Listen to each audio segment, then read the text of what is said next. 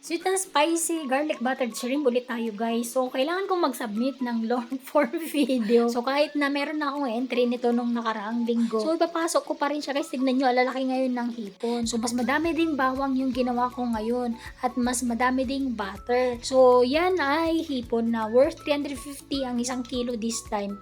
At mas malaki siya kasi hapon ko na nung nabili yan mga 6 p.m. na. So, kaya kapag hapon na, mas mura din yung presyo ng mga tinitindang mga seafoods. Ayan guys. So, di ba lalaki? So, yan ay 200 pesos lang. Mahigit kalahating kilo na yan, mga 600 grams. At niluto ko na minsanan kasi linggo, walang kantin sila mister at kailangan niya magbaon. So, kailangan ko siyang pabaunan ng hindi masyadong masabaw na ulam, guys. Ayan o.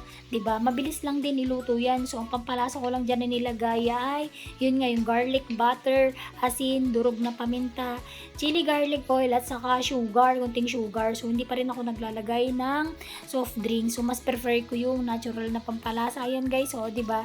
So hindi rin kasi nakakasawa 'yan. Yung mga may allergy diyan sa hipon, excuse me po, pasensya na.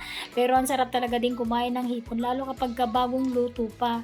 So yan ay malasang malasa at madami ding garlic. This time mas madami siyang garlic. So pagka namula na lahat 'yan, malapit nang hanguin yan guys. Hindi rin kasi pwedeng patagalin na kumulo yung hipon kasi didikit yung kanyang balat. Ayan guys, kain tayo, yummy to. Thank you for watching. God bless everyone. Bye!